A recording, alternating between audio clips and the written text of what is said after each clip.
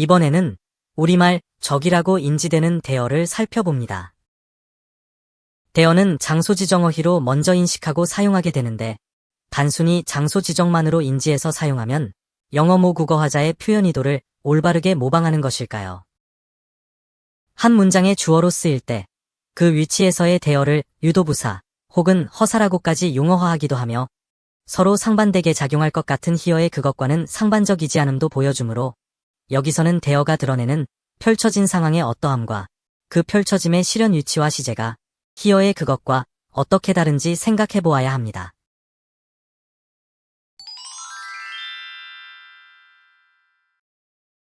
영어에서의 대어를 우리 언어 개념으로 이해하는 것은 쉽지 않습니다.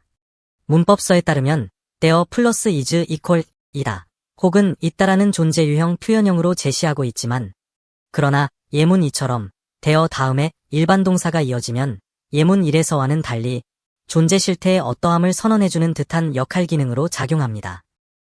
그리고 예문 3에서처럼 대화의 범위를 벗어난 위치의 장소를 지칭하기도 하고 예문 4의 표현에서처럼 목적 어휘치에서 전치사구의 의미상의 주어로 분석하기도 합니다. 또 예문 5처럼 맨 앞에 발화되어 구문을 이끌고 예문 6 표현에서는 레사역의 대상이 되기도 합니다. 따라서 대어가 담당하는 역할 기능을 위치부사나 유도부사로 보기보다는 사용된 위치에서의 역할과 개념을 하나의 의미로 이해해볼 필요가 있으므로 분석을 통해 심층적인 역할 기능과 그에 따른 작용 개념으로 내재화해보겠습니다. 구문 형태상 본문 1의 주어는 대어이고 is 이하는 주어에 대한 서술입니다. 그런데 서술부에 또 대어가 쓰여 있습니다. 문법서에 따르면 이 현상을 유도부사, 장소부사로 설명해주고 있는데 주어로의 대어는 존재만을 나타낼 뿐이라서 아무 의미도 없는 허사이고 한 문장을 이끌기 위한 형식상의 주어라고 분석합니다. 그리고 서술부의 대어는 위치를 가리키는 저기, 거기라는 의미의 부사로 역할을 구분하는 것이 일반적인 문법 분석인데 그렇다면 대어는 발화되는 통사적 위치 때문에 서로 다른 역할과 개념으로 기능하는 것일까요? 한 구문 안에서의 역할 기능에 따라 구분해보면 본문 1의 앞뒤 대어는 주어와 부가어로 발화되어 있지만 대어로 같은 어휘이기 때문에 같은 역할 기능을 감당하게 하는 심층 의미가 먼저 작용하고 있을 것입니다.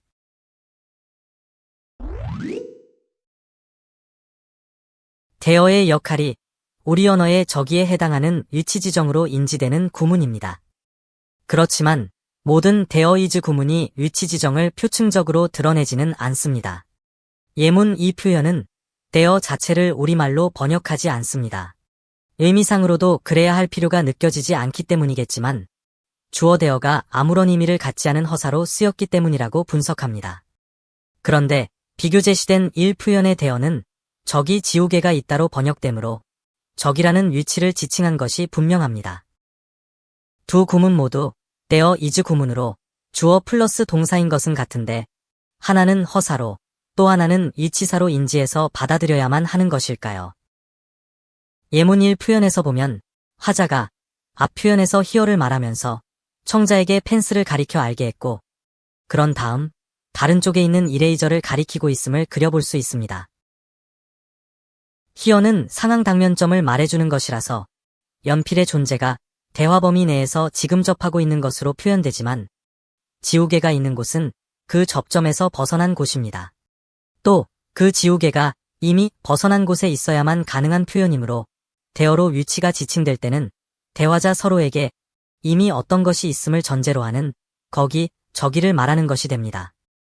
그렇다면 대어가 주어로 인지되는 3과 4 구문 모두에서 대화의 접점을 벗어나 있을지라도 특정의 위치에 존재하고는 있는 것이라서 같은 역할 기능으로 작용했어야 하는데 예문 3과 4에서 대어가 허사와 위치사로 인지되는 이유는 무엇일까요?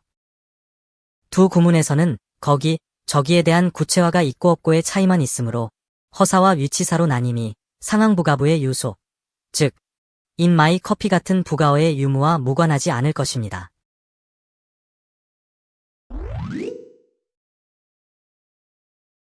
형태적으로 본문 3의 나열 구조를 주어 플러스 동사 플러스 보어로 분석하면 대어는 주어임이 분명하고 on and in my coffee는 보어의 위치에 있으므로 there equal on and in my coffee의 관계에서 보면 in my coffee는 there에 대한 보충어구의 일부이게 됩니다. 문법에서 형식상의 주어로만 쓰인다고 보는 허사 there는 구문 도치를 위한 것으로 받아들여 유도 부사로 분류하고 있는데, 그렇다면 왜 구문을 도치에 표현하는 것이며 도치 이전 구문으로의 복어는 어떤 것이어야 할까요? 동사 is를 두고 서로 도치되는 것으로 보면 비교된 예문 1, 이 펼침처럼 되어야 합니다. 우리말의 해석에서 알 수 있듯이 예문 2는 예문 1과는 다른 의미가 전해집니다. 내 커피 속의 개미가 there로 지칭되는 곳에 있게 되기 때문입니다. 그렇다면 유도부사 there를 on and와만 도치해서 분석해야 하는 것일까요? 예문 3에서처럼 복원되는 것이 가능하다면 여기서의 there는 곧 in my coffee이므로 주어인 개미가 처한 위치의 장소를 불특정으로 먼저 발화한 뒤 그것을 구체화한 것으로 볼 수 있어서 예문 2보다는 예문 3의 표현이 더 타당할 것만 같습니다. 유도부사에 의한 도치구문 1 표현은 there로 지칭되는 곳, 즉 내 커피 속에 어떤 일이 벌어졌느냐가 표현 의도라고 볼 수 있으므로 도치에 따른 표현 의미는 뚜렷한 차이가 있게 됩니다. 다시 개미만이 주어인 예문 3을 보면 there가 지칭하는 곳이 곧 in my coffee이므로 의미상 중복입니다. 그래서 생략해보면 예문 4처럼 되어 역시 본문과는 다른 의미가 나타납니다. 예시4 같은 표현을 본문 3과 같은 의미로 보려 든다면 화자의 대어 선택은 무의미해집니다. 따라서 다음과 같은 심층적 구문 구조의 틀에서 이해해 보겠습니다. 이와 같은 분석은 심층 구조상으로 동사를 반드시 목적 대상에게 동작을 끼치게 하는 사역성으로 타동사화하고 주절주어의 능동적 행위에 따른 피역 대상의 수동피동적 처해짐과 그것이 처한 상황에 대한 부가서술이 영어 구문 형성의 기저현상임을 받아들이고 시도한 것으로서 이것은 다음과 같이 정리됩니다. 주어의 능동적 행위에 따른 의도 대상의 수동-피동화 현상이 영어 구문 형성의 심층 기반에 있고 주어 플러스 동사 플러스 대상 플러스 상황 구체화 형식으로 나열됩니다. there가 위치 지정이면 지정되는 위치에 개미가 처해지는 것이고 그 위치가 바로 in my coffee가 됩니다. 이에 따르면 유도부사로의 주어 there는 화자의 심층에서 in my coffee라는 상황 부가부의 구체화 요소를 전제적으로 대체해서 발어하는 상황주어라고 할 수 있을 것입니다. 예시 6과 같은 구문 형태는 살펴본 예시 4와 비교할 때 동사를 두고 전후가 완전히 도치된 표현입니다. 그렇다고 해도 in my coffee는 여전히 서술어구일 뿐 결코 주격으로 작용하는 것은 아닙니다. 예문 5의 분석에서 보듯이 in my coffee는 앞에서 전제된 상황에 대한 구체화용 부가 서술어구이므로 예문 6의 형태는 서술격 그 자체로 먼저 발화된 도치구문에 지나지 않습니다. 그렇다면 in my coffee라는 상황을 주어로 표현하기 위해서 there라는 대체어로 그 상황을 지목해서 하나의 상황주어로 주격을 갖게 하는 선택이라고 할 만합니다. 그러면 왜 화자는 상황을 지목해서 주어로 표현하는 것일까요?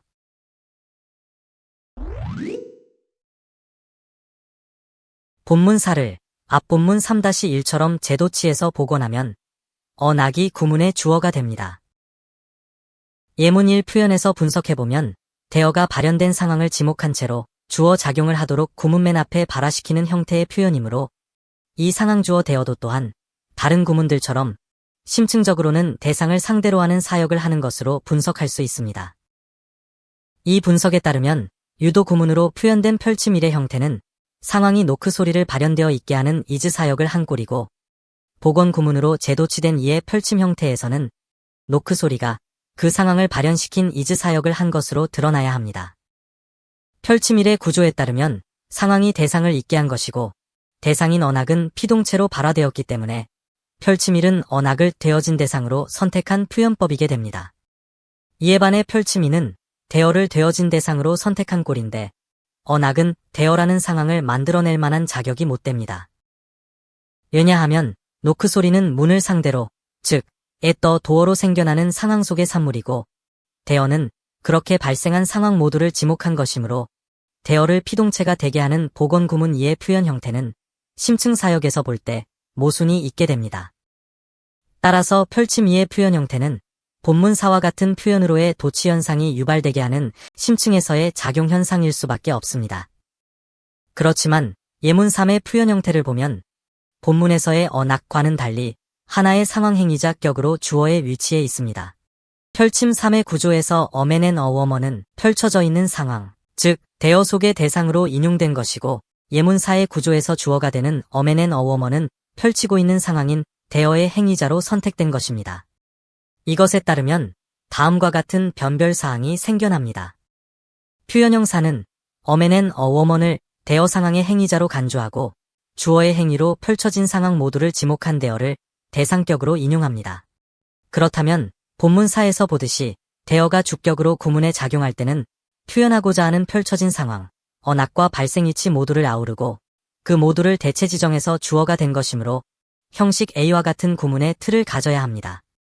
이렇게 보면 예문 3과 4 표현에서 또 하나의 현상이 해명되어야만 하므로 같은 주어와 대상이 교차된 두 표현에서 동사인 is와 are가 선택되는 현상에서 살펴보겠습니다. 심층적 분석의 틀에서 동사들이 사역성을 가지는 것으로 분석했듯이 두 구문에서 is나 a 동사 역시 사역행위 동사로 다루면 예문 4 표현의 어맨 앤 어워먼은 동사 a의 주어로 대어라는 상황의 유발자이지만 예문 3에서의 어맨 앤 어워먼은 is 동사의 대상으로 대어로 지목된 상황 속의 대상들입니다. 예문 5와 6은 행위자가 주어일 때도 상황으로 지목한 대어가 주어일 때도 같은 동사 a로 서술되는 경우입니다.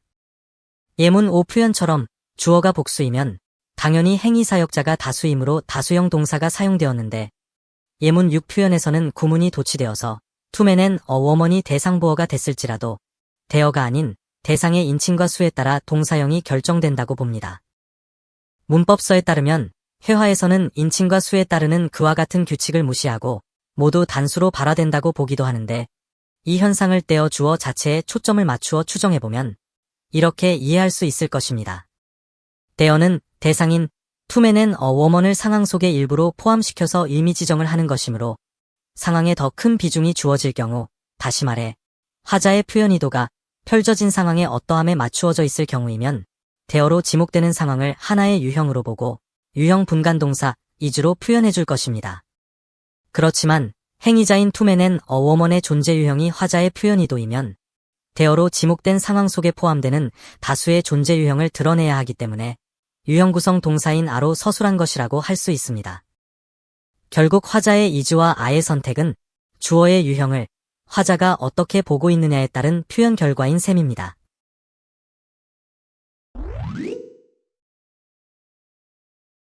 본문 5의 구조는 대어가 주어 행위의 표층적 대상으로 표현되는 경우입니다. 앞의 설명에서 대어가 어떤 상황을 지목해서 주어로 작용할 때는 기본적으로 A의 형식을 띠는 것으로 규정해 보았습니다.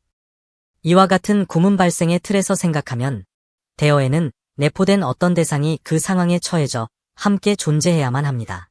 그리고 본문 5에서의 대어는 심층적으로 수동화된 상황 그대로가 이 완트의 대상으로 선택된 것이므로 펼침 1, 이와 같은 오형식의 형태로 분석될 수 있을 것입니다.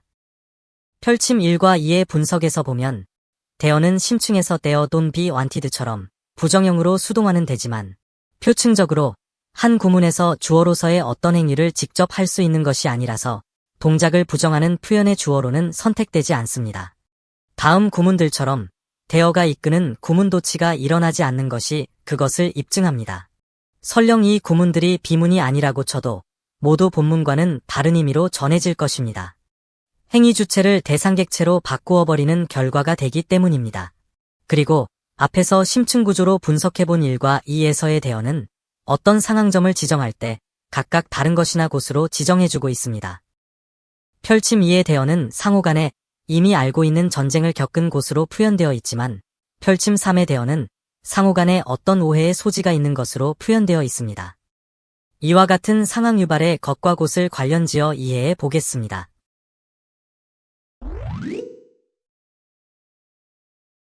본문 6의 해석에서 대어가 의미하는 것은 우리말 해석이 주는 의미대로라면 펼쳐진 바 있는 어떤 상황일 것입니다. 이 구문이 발화되기 전에 이미 어떤 옳고 그름의 시비가 있었을 것이고 그 시비는 이미 판가름난 상황임을 유추할 수 있기 때문입니다.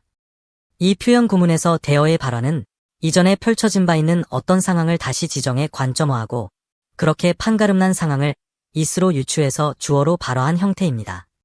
다시 말해 지목해서 관점화한 상황이 I가 U에게 말한 그대로라는 표현이고 예문 1도 같은 구문 형태입니다. 예문 1의 표현에 펼쳐진 바 있는 어떤 상황이라는 개념을 적용하면 대어의 발화는 서로가 인지하고 있는 어떤 상황의 것이 U 바로 앞이라고 지목되는 곳에 있다는 설명입니다. 다음의 구문들도 어떤 상황의 것이 대어로 지칭되는 곳에 이미 있음을 전제로 표현되는 상황점들로 다루어진 예입니다. 단순히 지리적 위치를 가리키는 것만으로 인지되게 하는 대어로의 위치가 아니라 있었던 어떤 것이나 곳을 말한, 즉 펼쳐진 바 있는 상황을 지목하는 표현입니다. 참고로 지목의 사전적 의미는 사람이나 사물이 어떠하다고 가리키어 정함입니다.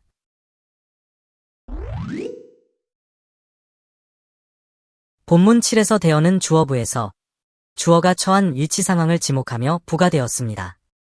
주어인 that woman에서 that은 어떤 상황을 전제로 하는 구체화 단정으로 woman을 수식해주는데 그렇게 전제된 어떤 상황이 대어로 지목된 상황으로 구체화되는 표현입니다.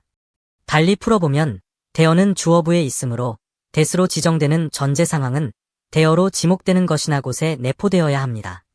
그런데 이 표현에서 대어로 지목되는 상황은 상황 묘사가 구체적이지 않음을 알 수 있습니다. 우리말 해석 적이 있는에서 생각해보더라도 대어는 위치에 적이만이거나 존재에 있는만이 아닌 그 위치에서의 존재를 담고 있습니다. 이런 의미작용이 대어가 존재 부사로도 장소 부사로도 분석되는 근거일 것입니다. 그러면 이번에는 그런 부사적 기능어가 접속사로 작용하는 구문에서 살펴보겠습니다. 본문 8에서의 예어는 어떤 상황 전개점인가를 선언하고 그것을 구체화해주는 구문을 이끄는 보문소로 작용합니다. 따라서 이 구문 앞 전제절에서는 나무가 쓰러지게 되는 일이 발생함을 선언합니다. 주절에서의 대어는 앞에서 전제한 상황의 결과 그대로를 펼쳐진 바 있으므로 지목해서 주절을 발화하기에 앞서 그 상황을 지목 선언해주는 접속어로 쓰였습니다. 그러나 예문 1 표현은 대어가 상황 주어로 있고 무지정 보문소가 상황을 설정 수식한 경우입니다. 우리의 속담, 아니 땐 굴뚝에 연기 나랴쯤에 해당하는 구문인데 본문 8의 표현과 다른 점은 대어 앞에서 무지정 보문소가 상황을 설정만 했기 때문에 전체가 주는 의미에서는 실상이 아닌 가상을 나타냅니다. 여기에 축약 표현의 뉘앙스를 개입시키면 우리말 임이라는 시제를 적용시켜 볼 수 있으므로 달리 표현해보면 연기가 있단 얘기는 불이 있단 말이 된다처럼 임의적 상황으로 인지할 수 있게 됩니다. 그리고 예문 1에서는 전제절과 주절 모두 대어가 상황 주어로 나타나 있습니다. 만약 예문 1에서 대어 상황을 주어로 하지 않고 대상인 스목나 파이어를 주어로 해서 대어를 상황의 발현지로 표현했다면 스목과 나는 위치가 대어라는 상황점이라는 것에 불과할 것입니다.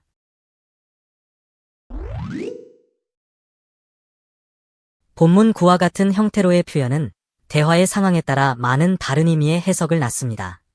대어는 펼쳐진 바 있는 어떤 상황점에 따라 의미를 달리 표출하기 때문입니다. 이 표현은 운동시합 중에 펼쳐지고 있는 경기 상황에 만족하고서 계속 그렇게 끌고 가자는 코치의 요침에서 인용했습니다. 그러나 예문 1에서는 펼쳐진 상황에 어떠함이 보충어로 부가되어 있기 때문에 선명한 의미로 번역되어짐을 볼 수 있습니다. 세잉이하가 앞대어로 지목되는 상황의 어떠함을 구체화해주기 때문에 다른 의미가 나타날 수 없습니다. 그렇지만 다음 구문들은 보충된 구체화어구가 없기 때문에 상황에 따라 달리 인지해야만 합니다.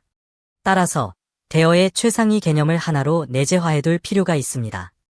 또 예문사의 경우 대어가 위치지시적일 때 화자의 발화점에서 다소 떨어진 곳으로 인지되면서 예문 5의 히어와 상반적 역할 기능으로 작용한다고 느끼게 해주는데 이 같은 사 표현 구문 형태로도 그거다 혹은 적이 있다 등의 의미로 사용되기도 합니다.